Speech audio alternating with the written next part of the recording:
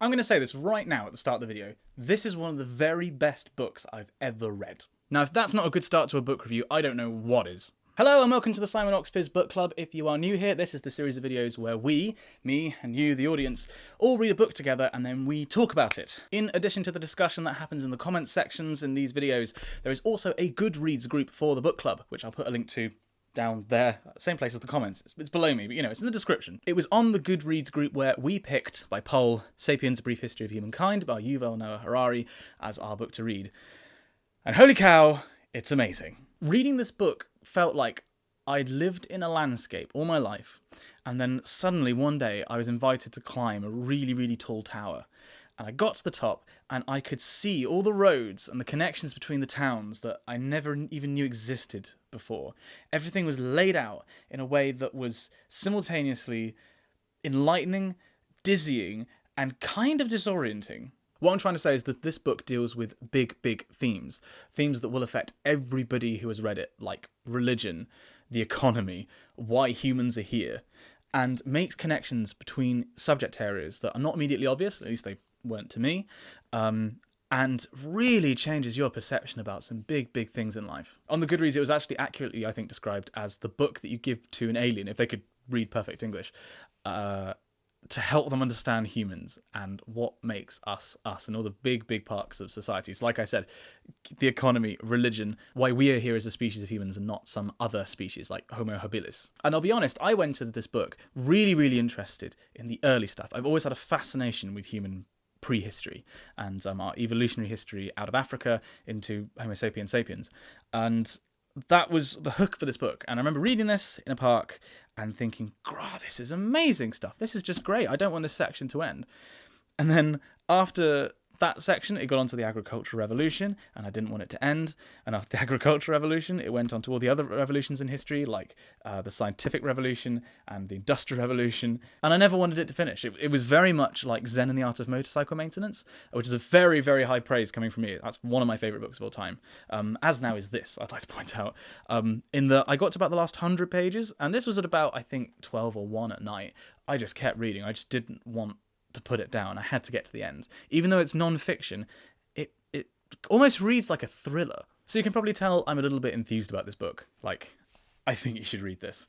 To take a step back, so if you can make this out. So the book's divided into different revolutions. At the top, you've got the cognitive revolution, and then after that, you've got the agricultural, unification of humankind, scientific, and those are like the 4 main sections. And then within those, there are other revolutions, like the industrial revolution, for example. And it's very interesting in that Harari approaches the book, which is basically all the humanities. All the humanities, like in a very, very broad sense, are covered in this book.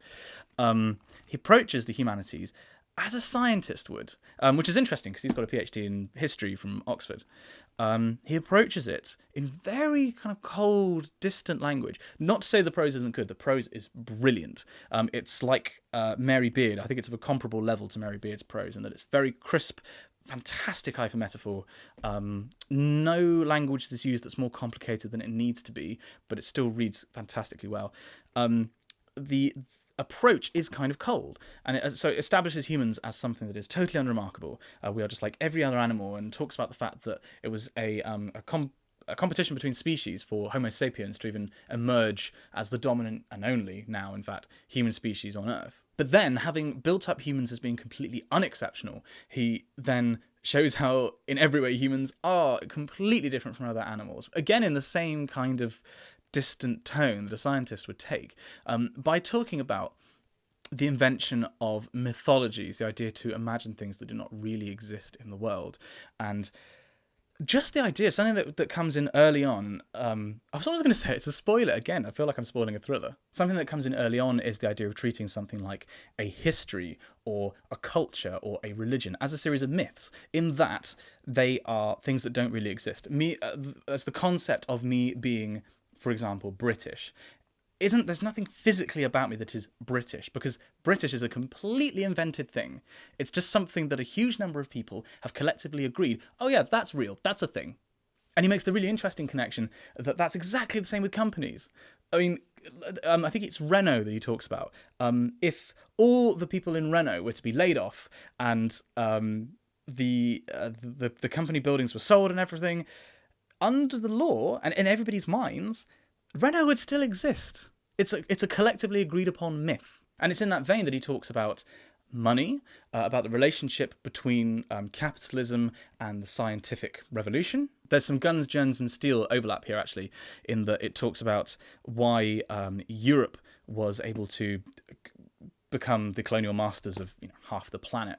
And the answer basically being they were willing to admit ignorance as part of the scientific technique, in that they were able to say, we don't know what's over there, we want to go over there and find out, as opposed to previous cultures who would say, we know what's over there, it's not important.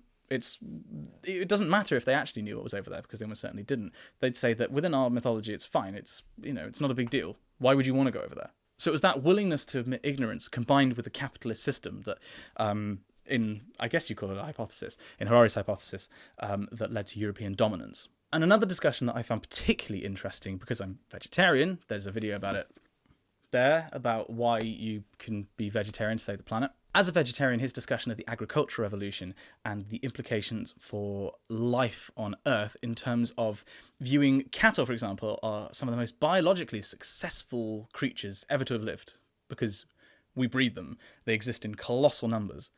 But in terms of happiness, they're some of the most miserable creatures who have ever lived. So talking about the implications for animal welfare and also for the environmental considerations, the second time around, I think, that he talks about it, of agriculture is incredibly interesting. I think it's a very persuasive case. Even though he doesn't preach, he doesn't say, well, because of this, you should be vegetarian. Even though he doesn't preach, I think it's a very convincing case for being veggie, personally. But then again, I kind of am biased looking at the discussion. And in that discussion also of the agricultural revolution, the idea that perhaps it wasn't us that domesticated crops, it was crops who domesticated us, that the agricultural revolution is the single biggest hoodwink in human history and the biggest disaster in human history in terms of individual happiness and comparing what the average human will have experienced and in terms of their happiness, in terms of their day-to-day lives before the revolution and after the revolution. And perhaps it was a colossal mistake, but an unavoidable one. As soon as one group of humans started reaping the rewards of agriculture and multiplying, despite the fact that it shackled them to the ground and to what we now have modern agriculture, it was unavoidable because as soon as one group saw the benefits, every other group had to adopt it in order to keep pace or go extinct. I'm sorry if I'm rambling, by the way, but I'm so happy that we chose this book, because if you didn't read it, you should. I do have some questions for people. For those of you in the audience who did read along, what did you think of the book, first of all? I'd be interested to know, I'm not religious myself, but did his discussion of religion make sense to you? Did you find it offensive in any way? Because it's very difficult for me to... It's obviously a very emotive subject for people who very deeply believe. It's not something that I can comment on really, because I don't come under that category. If you aren't vegetarian, what did you make of his discussion of agriculture and about meat-based agriculture? And then lastly, if you have any criticism at all of the book. I'm struggling. I mean, but it's a long book. That's not even a criticism. That's a good thing when it's that good. I'm very finding it difficult to think of anything negative to say about it. I really can recommend this to everybody who decided to watch this video. If you haven't read this book, you absolutely should. And now for something completely different. So like I said earlier, Sapiens was chosen on the Goodreads by a poll. I then said that I'm just going to pick something for us to read. And I wanted us to read something that was fiction, because non-fiction is incredibly interesting, as this book's shown, and you can get great discussion out of it. But I think it'd be really interesting for us to read a short piece of fiction and then to share our takes on it. So with that in mind, we're going to read something really weird. The next book in the book club is going to be The Metamorphosis by Franz Kafka. For those of you who have never heard about this, this is a very short novella. I think it's actually only about 100 pages long, where the protagonist wakes, start of the book, to find that he's been transformed into a giant insect. Like, if that's not a good opening to a book, I don't know. Because it's so short, I'm only going to give you a couple of weeks. I think it'll probably be 3 weeks, although admittedly these book clubs are normally a bit late. I'll give you 2 or 3 weeks to read the book, and then there'll be another video here, and I'm going to be joined by my housemate Dan, who's actually qualified to talk about these things because he's an English student. We're going to have a group discussion, but it will be vastly improved by you. So I'd recommend that you should go to your local bookshop or your local library and get yourself a copy.